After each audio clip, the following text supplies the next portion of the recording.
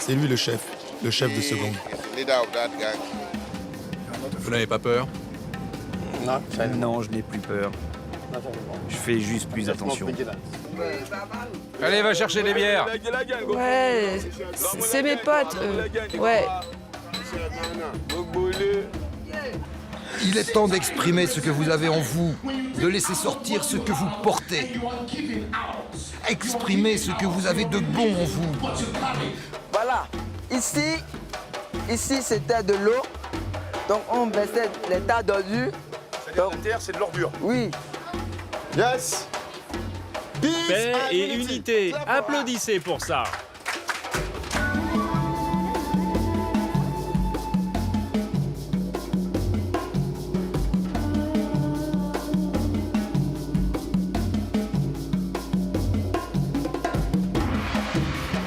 Le Nigeria, c'est le pétrole. Alors à Lagos, la capitale économique du pays, il y a 20 millions d'habitants qui s'entassent à la recherche d'argent. Quelques ultra-riches qui profitent de l'or noir, mais surtout des pauvres. Le luxe des uns fait l'envie des autres. Des millions de gens tentent de profiter un peu de la manne pétrolière en travaillant légalement ou illégalement. Vol, extorsion, corruption, Lagos, c'est le royaume de la débrouille. Ici, on n'a rien sans rien. Tout se paie cash. Chaque jour, des milliers de personnes viennent tenter leur chance dans cette ville démesurée. Nous voici sur la plus grande décharge de Lagos. Des dizaines d'hectares où des montagnes de déchets s'accumulent. Mais ici, rien n'est perdu, même les ordures ont de la valeur. T'occupe pas de ce qui se passe ici, c'est mon secteur. Contrairement aux apparences, Ibrahim est un privilégié, juste parce qu'il travaille. Je trie les bidons par couleur. Et vous prenez que les noirs? Les noirs sont différents, plus chers. À Lagos, ils sont des dizaines de milliers à ne pas avoir un centime en poche. Le moindre boulot est une aubaine. Ça, c'est du plastique. Là, c'est du nylon. Comme ici, j'ai recouvert différents déchets pour les trier plus tard. Pour l'instant, je m'occupe de ces sacs. C'est bon à vendre, ça. Là-bas, il y a aussi des cartons que j'ai couverts.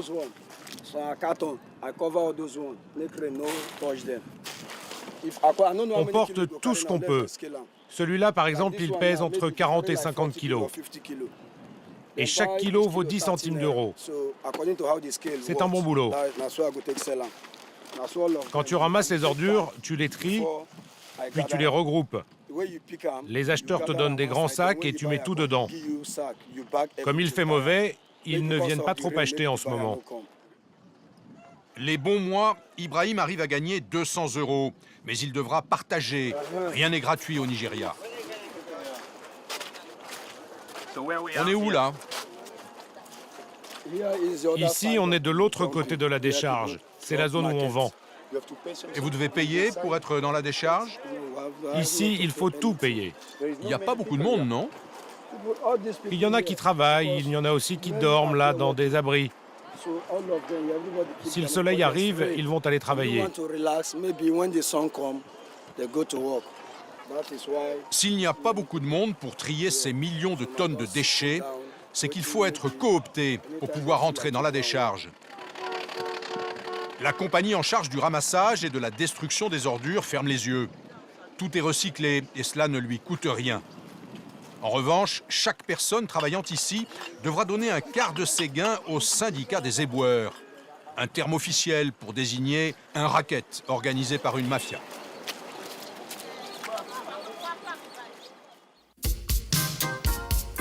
Vivons cachés, vivons heureux. De l'autre côté de ces murs, les plus riches n'ont pas ce genre de problème, mais leur argent fait des envieux. Kehinde Baming-Betan en sait quelque chose. Cet ancien journaliste est un homme puissant. Il a été élu maire d'un des plus gros arrondissements de Lagos. Et il y a quelques jours, il a été victime d'un enlèvement. Ça, c'est ma rue. On arrivait de là et on roulait par là. Eux, ils arrivaient de derrière, ok? Ils ont vu une Jeep noire et ils se sont dit celui qui a une Jeep noire doit être riche. Alors ils nous ont suivis en éteignant leurs phares. Personne ne pouvait savoir qu'ils nous suivaient. Vous étiez seul avec votre chauffeur? Oui, tous les deux.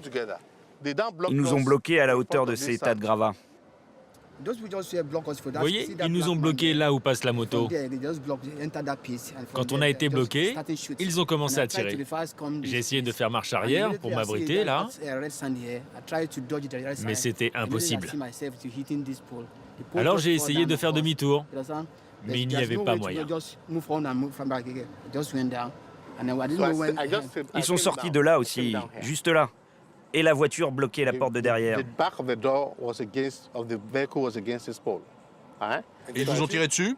Non, non, ils ont tiré dans le moteur et dans les phares. Je me suis dit, ils m'attendaient. C'est moi qu'ils cherchaient.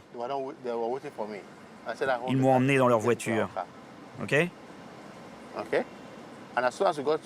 Quand je suis monté dans leur voiture, ils sont partis par derrière. Ils m'ont dit, tu vas nous donner de l'argent. Je leur ai dit que je n'en avais pas sur moi, mais que j'allais leur en trouver. Et on est parti dans leur cache.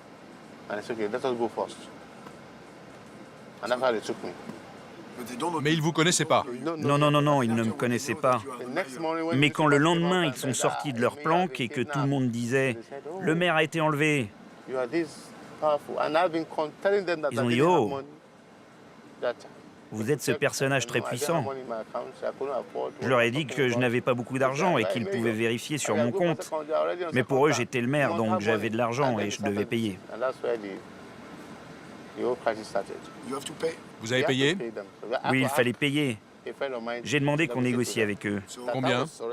Je peux pas le dire. Ça vaut combien un maire? Je peux vraiment pas le dire. Malheureux et chanceux à la fois.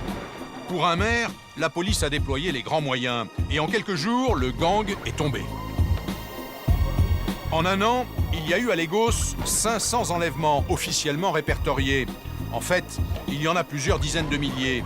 Vite enlevés pour quelques dizaines de dollars et vite oubliés.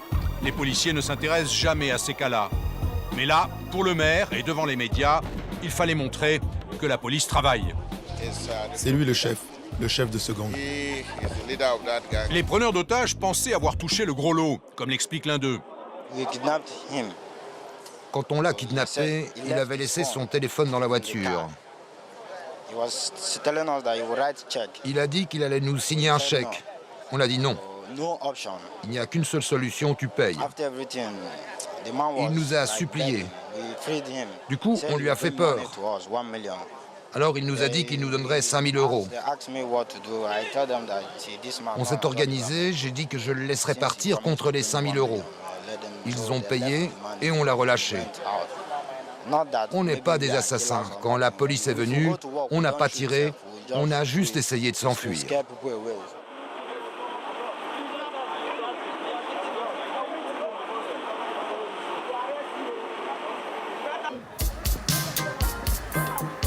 Pour la première fois depuis son enlèvement, après quelques jours de repos, le maire revient au bureau. Bonjour, comment ça va? Tout le monde se presse pour lui serrer la main. C'est un miraculé, car bien souvent, après avoir payé, les otages sont tués. Vous êtes content de le revoir? Très, très content. Oui, vraiment très content. Tous les membres de notre communauté, les chrétiens, les musulmans, les gens du marché, tous ont organisé des séances de prière pour que Dieu intervienne dans sa libération.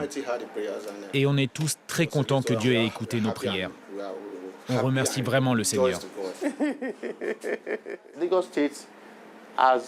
L'État de Lagos doit s'investir plus dans la sécurité. On doit continuer d'aller de l'avant. Je dois continuer à améliorer, à renforcer la police pour la sécurité des citoyens, sans oublier de donner du travail. Dès son retour, monsieur le maire est accaparé par les solliciteurs. Attendez, j'ai quelques visiteurs. Lui, c'est le président du CDA. Il vient juste d'être nommé à la tête du CDA. C'est lui le patron.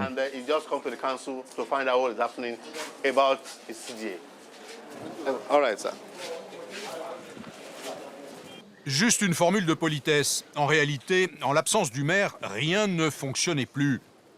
Jamais Kehinde Bamingbetan pensait qu'un jour il pourrait être enlevé. Le genre de kidnapping dont nous parlons est plutôt un mouvement regrettable. Ça a commencé dans les zones proches des fleuves et les États frontaliers du Nigeria.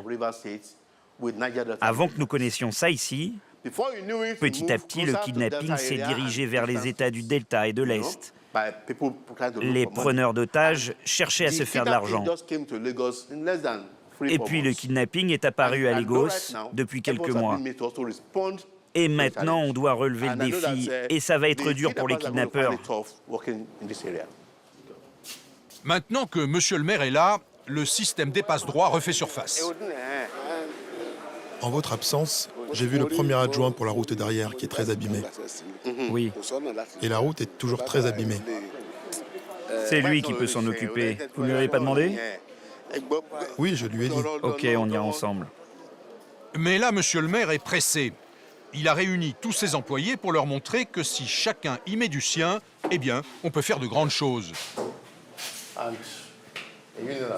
Avec cette urinoir, vous avez envie d'utiliser les toilettes et l'eau fraîche.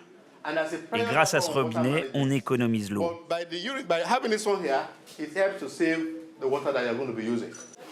C'est Orok, un jeune du quartier qui a tout refait. Chaque jour, nous critiquons nos dirigeants. Les dirigeants sont corrompus, ils n'arrangent pas les routes, nos dirigeants ne nous apportent pas la sécurité. Mais avant ça, on ferait bien de se questionner. Qu'est-ce que je fais pour que les choses changent? Que Dieu nous aide. J'ai envie de dire, maintenant on va aux toilettes.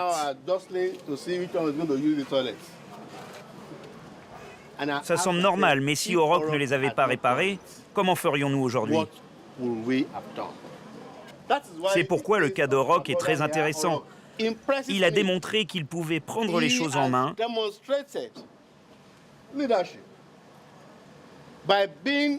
il a changé notre environnement. Ok? Au nom de Dieu, et avec une mention spéciale pour Orok, car Dieu sait ce qu'il nous envoie, par délégation, j'inaugure ces toilettes.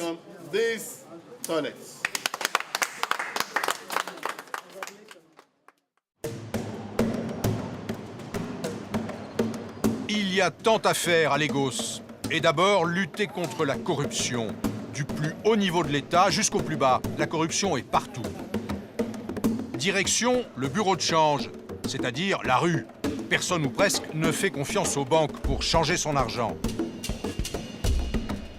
Contre 200 $, nous récupérons 40 000 Naira, la monnaie locale.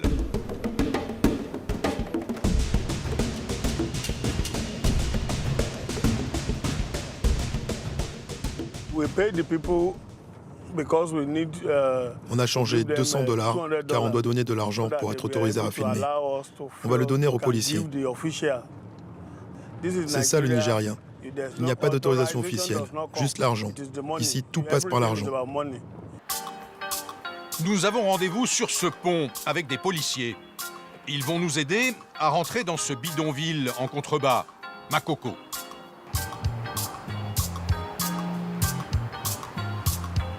Bien sûr, il faut payer 200 $, 150 €, un mois de salaire pour ces policiers. En contrepartie, ils vont nous escorter, car ici, c'est la loi du plus fort qui est en vigueur. Plusieurs centaines de milliers de personnes vivent dans cet ancien village de pêcheurs. À Lagos, il y a 42 bidonvilles comme celui-ci. On y trouve des Nigérians, bien sûr, mais aussi beaucoup d'Africains venus des pays voisins. Bonjour. Vous venez d'où? Je viens de Grambier. Le Bénin, le Bénin. Le Bénin? Oui. Vous habitez ici depuis longtemps? Oui, ma grand sœur, elle habite ici depuis longtemps. Puis je suis venu rester avec elle. Elle m'a invité de venir rester avec elle pour voir comment les choses se passent.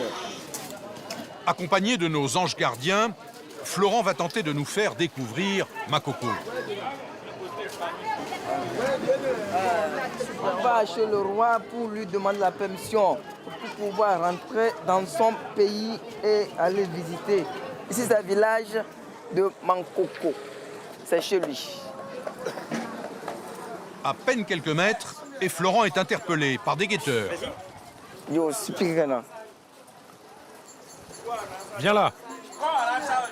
Viens, on te dit. Florent, le béninois, va tenter de s'expliquer avec les guetteurs qui surveillent le quartier. Il va leur dire qu'il est notre guide et que nous sommes avec la police. Qu'est-ce que tu caches? C'est notre guide. Il parle français. On est avec la police. Pas de problème, mais il faut demander l'autorisation avant de rentrer comme ça. On fait pas ce qu'on veut ici. Et l'autorisation, il faut la demander au roi.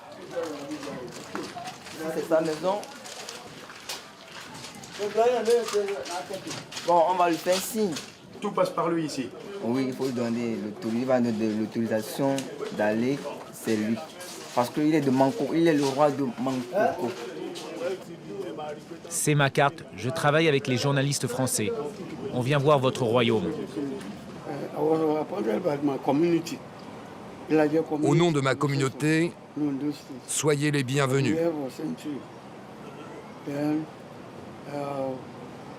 Personne ne se soucie réellement de Makoko. Pourtant, nous formons une vraie communauté. Nous sommes chez nous ici.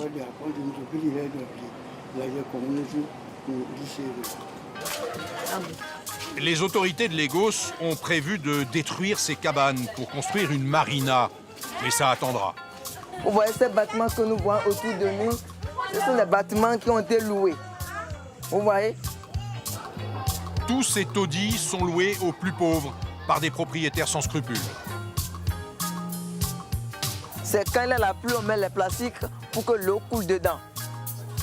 Comme on n'a pas beaucoup de l'eau autour de nous, c'est pourquoi quand il y a la pluie, on met les plastiques là, l'eau coule dedans. C'est cette eau-là qu'on va prendre un peu pour pouvoir laver nos tenues, pour pouvoir faire les travaux domestiques.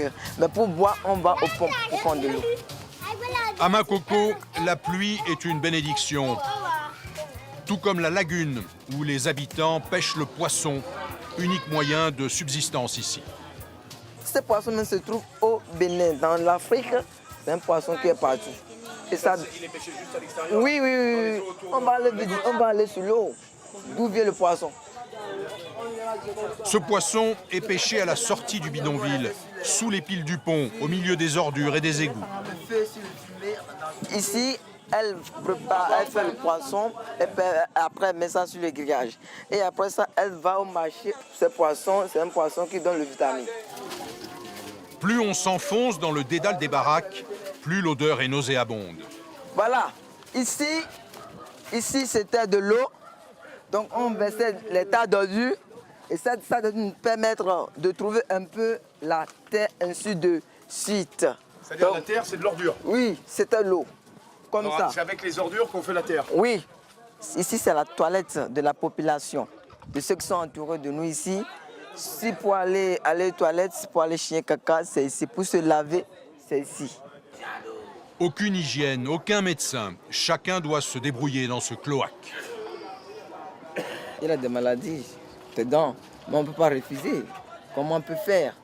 Donc, petit à petit, on va aller dans l'eau pour aller chercher du sable, pour aller venir installer et ça serait solide. La dame qui parlait, qui faisait des poissons, c'est chez elle. La voilà, elle venait. C'est chez elle, ça. C'est comme ça. Elle dort dedans. Voici son enfant.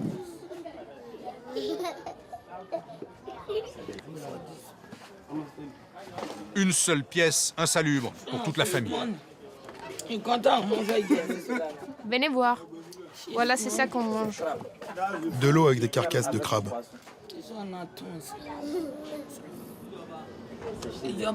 Ce sont des jumeaux. J'ai 11 enfants. Il faut que l'État nous aide.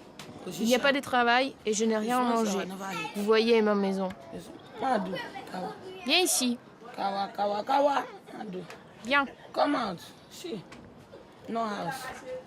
Personne ne m'aide. Et mon mari est mort. Et vos enfants, ils vont pas à l'école? Non. Je m'en dis. Je demande de l'aide aux gens. Je leur dis que mon mari est mort. Il y en a qui me donnent de l'argent pour manger. Ce matin, j'ai eu 5 centimes d'euros. De quoi faire cette soupe.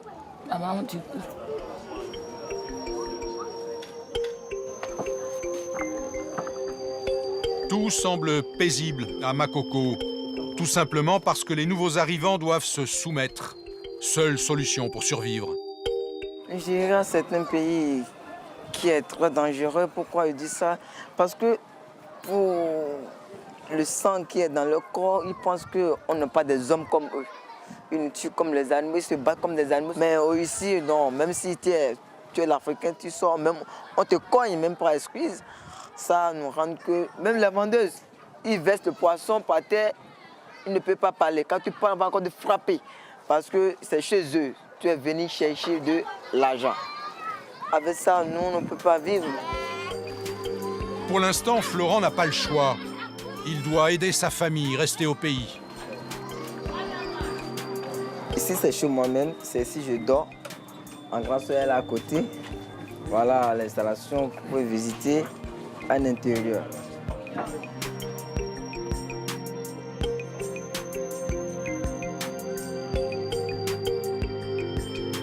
Voilà là où je dors, voilà, c'est ici que je m'installe. Autour, c'est très sale, mais ici, à l'intérieur, c'est très propre. C'est pas propre. C'est moi qui ai un peu de tapis pour voir la propriété. Je suis l'homme qui est un peu la propriété, c'est pourquoi. Donc j'ai cotisé de l'argent pour avoir tout ça là. Pour des cartons que j'ai mis au bois pour éviter la chaleur. Durer, si la maison est déjà beaucoup duré, la pluie rentre dedans. Par exemple, Elle est rentrée là? Oui, elle est rentrée. Voilà de l'eau passée. Par la fenêtre qui est un peu fendue, la pluie est rentrée. On voit de l'eau couler déjà rentrer dans ma chambre. Parce que c'est pas facile. Pour avoir la facile, il faut d'abord avoir de l'argent pour bien construire d'abord. Et les conditions, c'est difficile ici. Mais c'est difficile pour trouver de l'argent. À moins que tu travailles dans l'État, là ça va mieux pour toi. Maintenant je suis du Bénin. Si ça ne va pas, je vais retourner là-bas. Pour sortir, c'est les photos qui me permettent de regarder quand je suis en souci de ma famille. Vous voyez? Donc voilà mes documents que j'avais utilisés au moment que j'étais sur les bancs. Voilà les photos de la famille. Donc voilà la famille avec mon papa. On a fait la photo comme un souvenir. Tout ça, c'est pour se rappeler du pays? Oui. C'est les souvenirs que j'ai gardés pour arriver dans notre pays. Pour que je trouve la paix aussi autour de moi. Makoko, c'est la face cachée de Lagos, son côté sombre.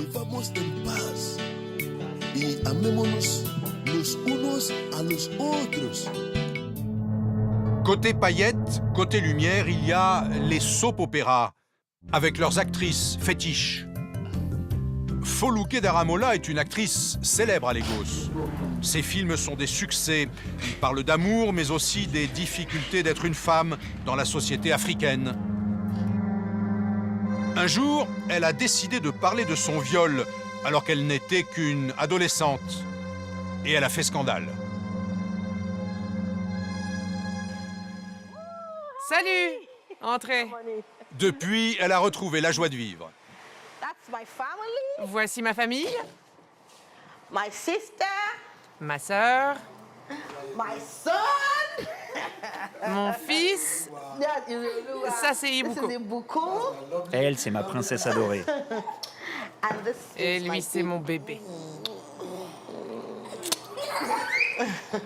So we go.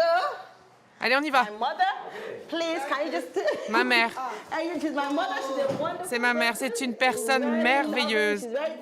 Elle est très aimante. On vient de fêter son anniversaire il y a 2 jours. C'est vraiment une femme formidable. J'aime cette maison. Elle est belle et très confortable. Je n'ai pas besoin de vivre autre part. Quand je dois me déplacer sur les tournages, je suis impatiente de rentrer chez moi car c'est une très belle maison. Parfois, je regarde des programmes très intéressants à la télévision. J'adore cuisiner.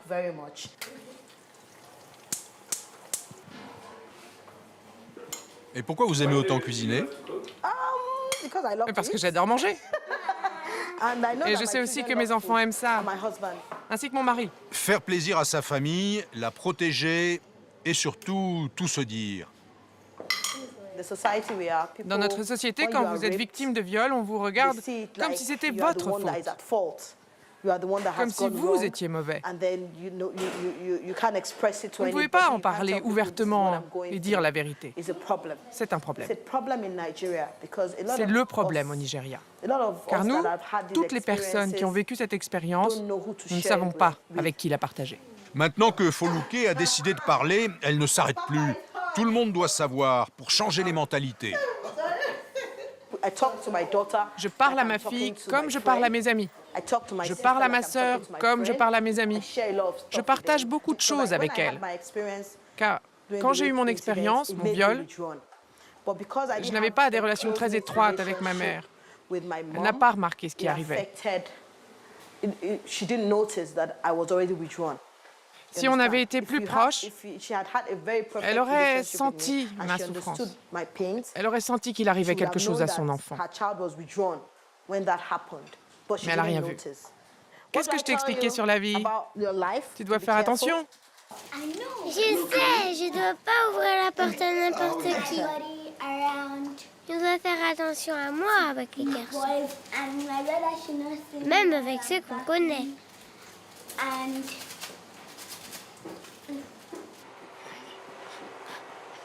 Pour Foluke, même si elle aime les hommes, il faut toujours s'en méfier.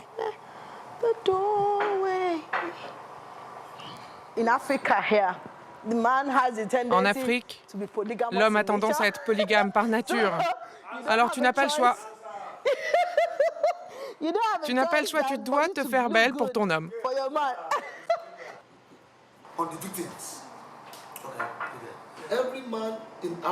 Chaque homme en Afrique considère la femme comme un objet sexuel. Je suis très content que ma femme ait eu le courage de se battre, de parler de son viol, des victimes de viol au Nigeria. Elle a provoqué une prise de conscience. Tu me soutiens, mon bébé? Oui. Il m'a toujours soutenu quand j'ai voulu en parler. Quand une victime est violée, les gens voient la victime de viol comme un criminel. Et celui qui a commis le crime, lui, se prend pour un macho. Foluke a décidé d'aller plus loin. En parler autour d'elle ne suffisait plus. Alors elle a créé une association d'aide aux victimes. Mon ONG, ce n'est pas un boulot, c'est juste une passion. La passion d'aider les filles agressées. Il faut comprendre les gens que vous accueillez, lire en eux. Parce que la particularité des victimes de viol est que chaque cas est particulier. Et chacun le vit d'une façon différente.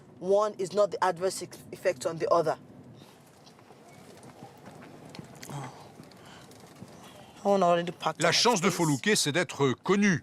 Personne n'ose lui reprocher d'avoir parlé. Salut, ça va? Lui, c'est mon voisin. C'est une actrice très populaire. C'est une star, non? Ouais, une superstar. Elle passe à la télé. Elle est très célèbre. Bonjour. Toutes les femmes qui travaillent ici ont été victimes de viol. Grâce à Foluke, elles redonnent un sens à leur vie. C'est ma secrétaire. Elle vient de terminer l'école. Elle fabrique ça à la main. Avouez que c'est ingénieux. Elle fait aussi des bijoux comme ceux que je porte.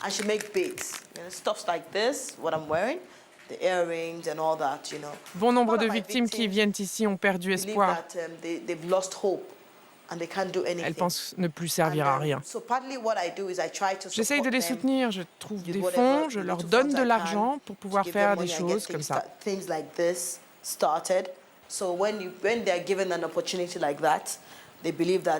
Quand vous leur donnez une opportunité comme celle-ci, elles reprennent goût à la vie. Quand vous avez quelque chose à faire, ça vous redonne confiance. Vous pensez que demain sera meilleur.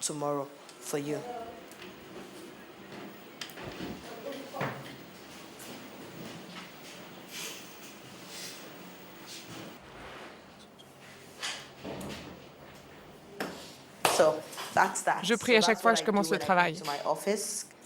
Pourquoi vous priez? Pourquoi? Parce que je crois en Dieu.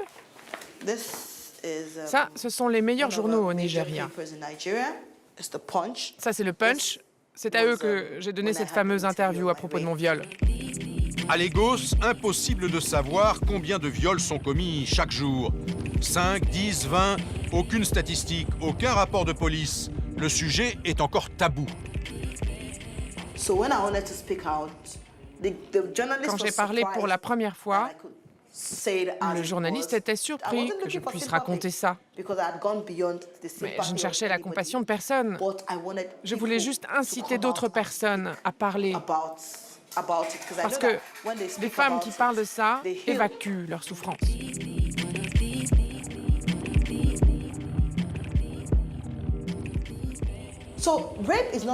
Mais ce n'est pas réservé uniquement aux pauvres. Même les riches sont violés. Mais personne ne peut en parler parce qu'elles ont peur d'être rejetées, d'être montrées du doigt.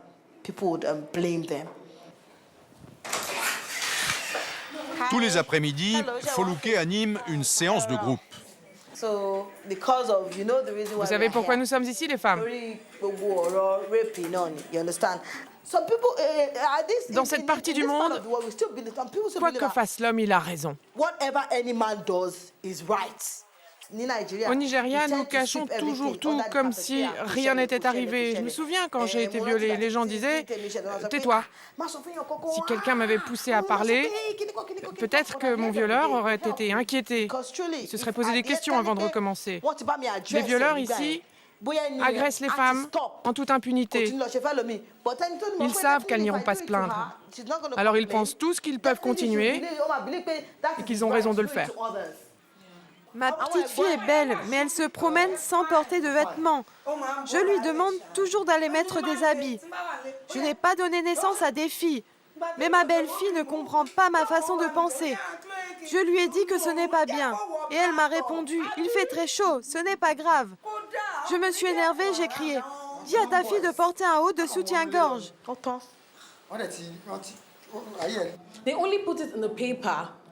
Ils ont mis dans le journal que cette fille avait été violée et assassinée, mais les gens n'ont vu que le crime. Et à la fin de la journée, les gens ne parlaient plus que de l'assassinat. Le viol n'existait plus, car le viol, c'est la honte. C'est une mauvaise chose, elle a dû le provoquer, elle a dû prendre du plaisir. Alors pourquoi ils ont mis ça dans le journal?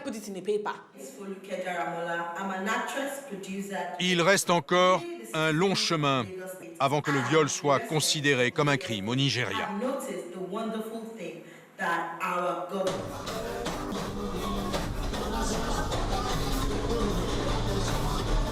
La nuit, Lagos appartient aux hommes. Dans les phares des voitures, des femmes, des prostituées qui tâchent de gagner quelques euros. Dans ce quartier, pas un blanc, trop dangereux.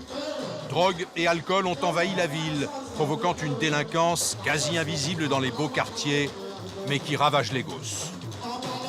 Les Nigérians font la fête entre eux. Les plus pauvres restent dehors, les autres investissent les boîtes de nuit. Se montrer et montrer qu'on a de l'argent, tout signe extérieur de richesse est recommandé. À Lagos, l'argent est roi.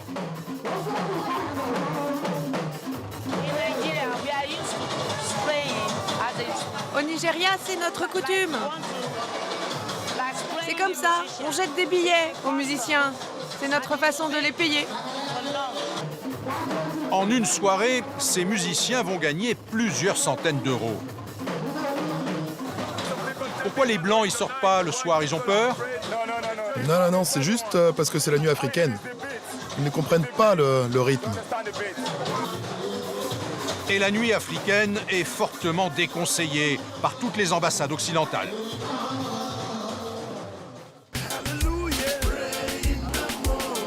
La journée, ce sont les églises évangéliques qui tiennent le haut du pavé. Il y en a plusieurs centaines de milliers à Lagos. Et toutes sont en concurrence. Bonjour. Bonjour. Bonjour. Tokumbo Odunsi a un passé chargé, mais ici, personne n'est au courant. Le pasteur Ken dirige cette petite communauté. Changer la société, supprimer la drogue dans les rues, changer la situation des sans-emploi dans le pays est de la responsabilité des leaders. Si des gens honnêtes arrivent au pouvoir, si le gouvernement commence à être à l'écoute et responsable en supprimant la corruption, vous verrez que les choses commenceront à aller mieux dans notre société. Et quand le gouvernement montre au peuple qu'il dirige le pays en prenant ses responsabilités, les gens vont comprendre ce que fait le gouvernement.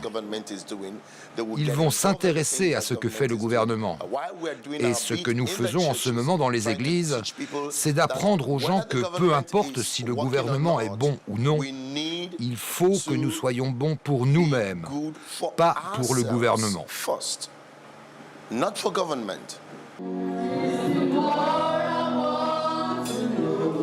La concurrence fait rage entre les églises. Pour récupérer des fidèles et de l'argent, il faut un bon pasteur, de la musique et des miracles.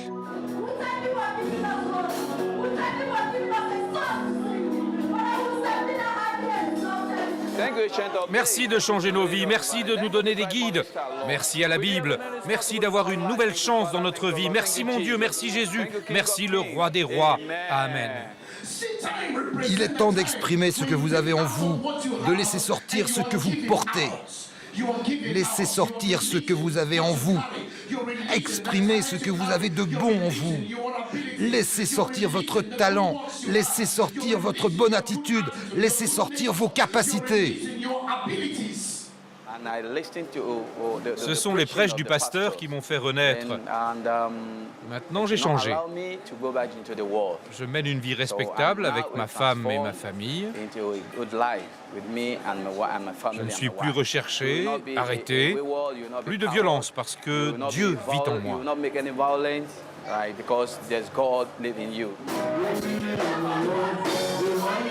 70% des habitants de Lagos sont évangélistes.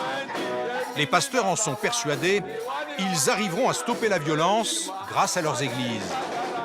En remettant les parents dans le droit chemin, ils espèrent ainsi sauver les générations futures.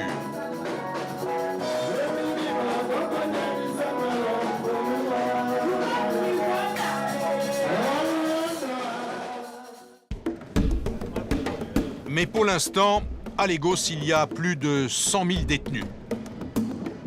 Après l'église, Tokumbo le repenti veut nous montrer son ancienne résidence, la prison de Kirikiri, le plus célèbre centre de détention de Lagos. Agression, raquettes, viols, sans appui ou argent, la durée de vie y est plus que limitée. Ça va?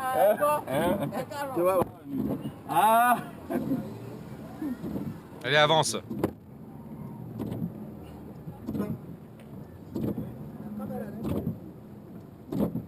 Avance. Planque la caméra. Ils sont avec moi. Ils ont une caméra. Coupe la caméra.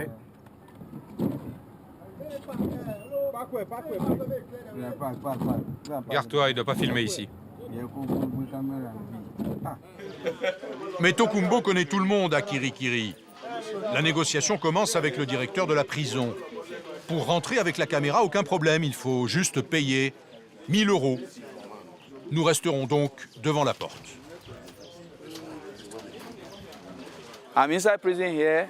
Ici, à l'intérieur de la prison, il y a beaucoup de choses.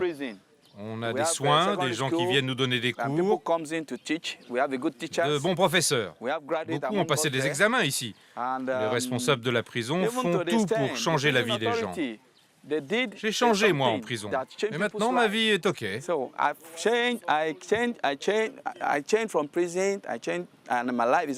Avant d'être en prison, qu'est-ce que vous faisiez? Non.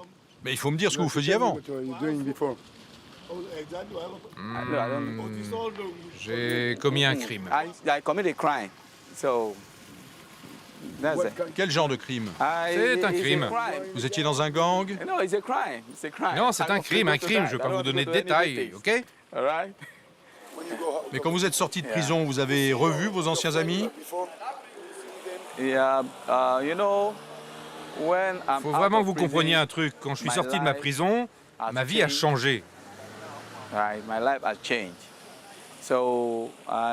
Comme ma vie a changé, alors je ne pouvais plus penser à eux. Je ne peux pas aller les voir parce que ma vie avait changé. À la fin de l'entretien, le directeur de la prison vérifie si Tokumbo a bien récité sa leçon. Tu lui as bien dit que tu avais changé en prison. Hein? Mais oui, c'est bon, j'ai tout dit, oui. Que j'avais changé, j'ai commencé à parler de la prison d'abord. Et puis j'ai vraiment bien protégé l'image de la prison.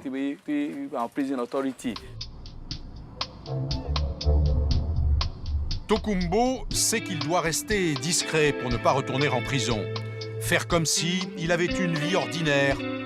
Mais il faut bien vivre. Difficile d'abandonner un bon business. En réalité, le nouveau paroissien est toujours dealer. Voici son bureau. Et voici ses clients. Salut mon ami, quoi de neuf? Ça va ma famille, bien. Eh mon frère, la maison, ça va? Je suis en pleine forme. Eh, on est comme des jumeaux. Je te fais confiance. Allez, assieds-toi et apporte-nous à boire. C'est ici que je vis maintenant. Je suis dans la place. Il est avec nous. Ouais.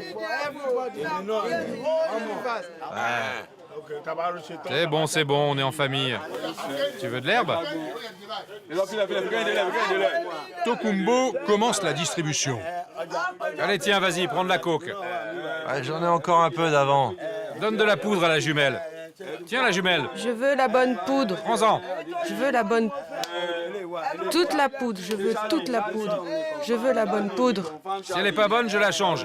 Lagos est devenue la capitale africaine de la drogue. On trouve de tout. Et les clients sont exigeants. Toute la poudre, je veux toute la poudre. Si elle n'est pas bonne, je te la change. Toute la poudre. Ce sont vos amis? Oui, ce sont mes amis.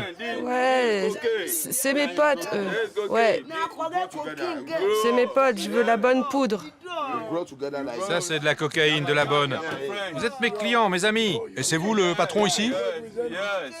Ouais, c'était ma maison ici, c'est mon boulot. Ce sont mes gars. C'est ici que vous vendez? Juste fumer au vent. Je veux la bonne poudre, toute la poudre. La cocaïne est très chère maintenant. Par exemple, pour 100 grammes, c'est 250 €.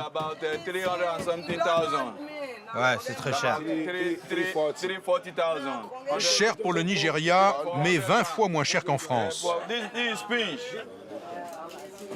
Tout à coup, l'ambiance se gâte. C'est quoi ce bordel? On va lui prendre sa caméra. Non, c'est moi le boss ici. Tu parles pas, hein? Mais ça va. Tu parles pas comme ça, toi. Assieds-toi. Ok, pas de problème. Tu connais les consignes. Quand tu viens, tu dois d'abord appeler là-haut. Ouais, c'est bien, allez, donne-lui quelque chose à boire. Père, c'est toi qui sais, je fais mon boulot. Comme ça, c'est normal. Donne-moi une grande bière. Allez, prends-en. Ouais, merci mon pote. Comme toujours, Tokumbo a réglé le problème en douceur, avec un gros bras d'un gang du quartier. C'est notre chef, c'est le vendeur de poudre, c'est le boss. Oui. Vous êtes le chef? Oui. Ouais. Mon frère. Mon Dieu, l'homme qui a de l'argent, c'est l'homme qui prend soin des autres. Il est très puissant. Allez, on y va, les gars. Let's go.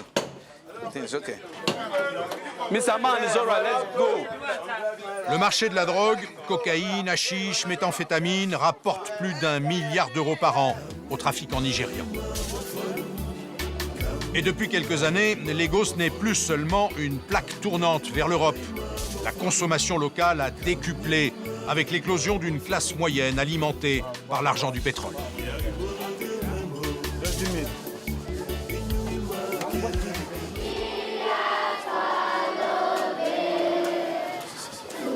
Pour enrayer la spirale corruption, drogue, violence, il reste quelques idéalistes persuadés que l'éducation peut tout changer. Applaudissez tous ensemble. Pour notre nation.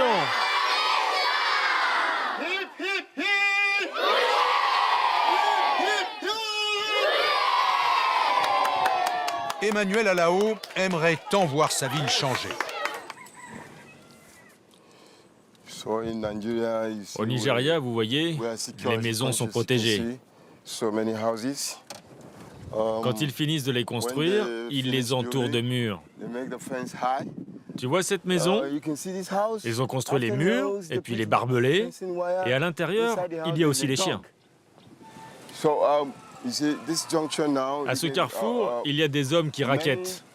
Ils ne travaillent pas, ils se droguent, ils boivent.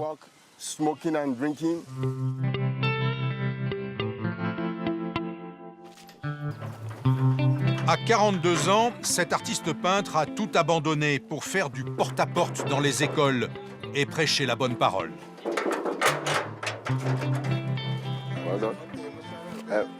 Madame. Bonjour madame.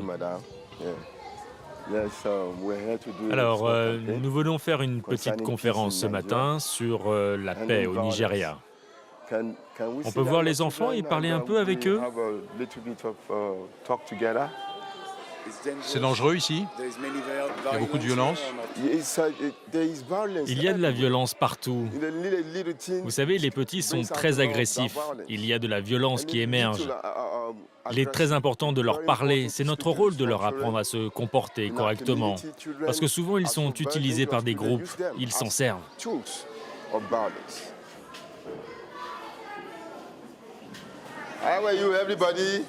Bonjour à tous. Bonjour. Si vous voyez quelqu'un prendre ce livre et le mettre dans sa poche et filer, c'est quoi? Du vol. Du vol. Et voler, c'est très mal. Le vol, c'est de la violence.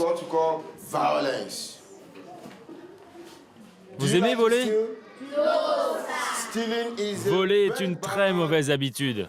Tiens, tiens. Alors, que tout le monde lève le bras comme ça et dise « Je promets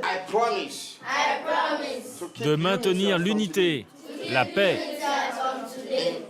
comme objectif dans ma vie. Amen. »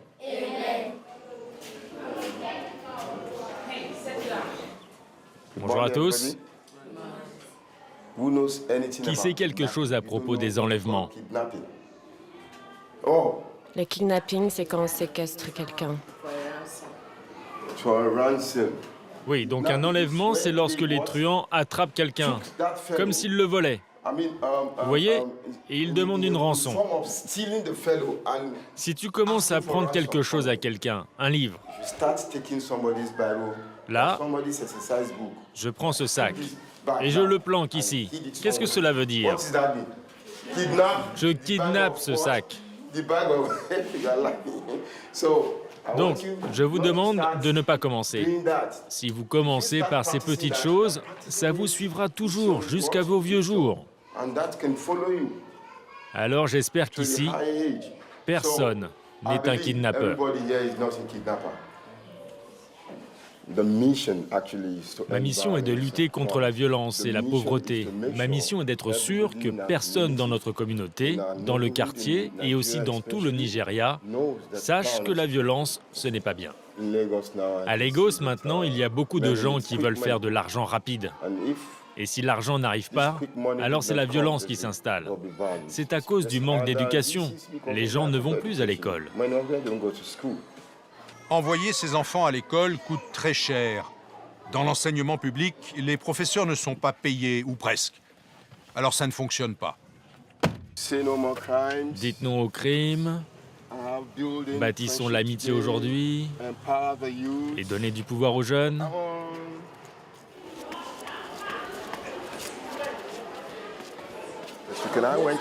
Je peux entrer dans la classe ?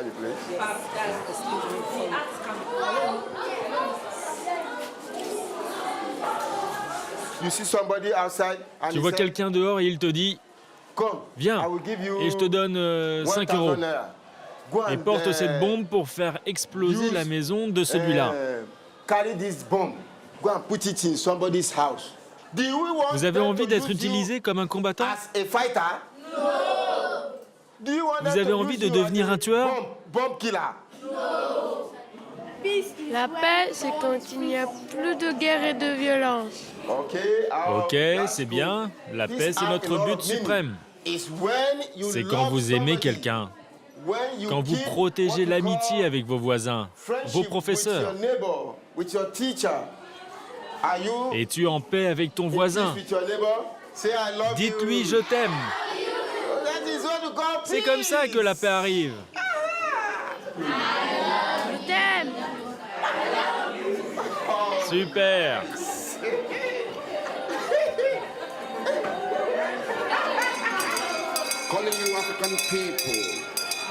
Ces enfants représentent plus de la moitié de la population de Lagos.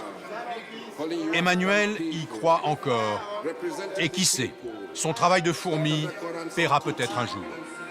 Okunure Professor Hindu, J.K. Bremer, Young African Pioneers, Movement of the People, calling you African people.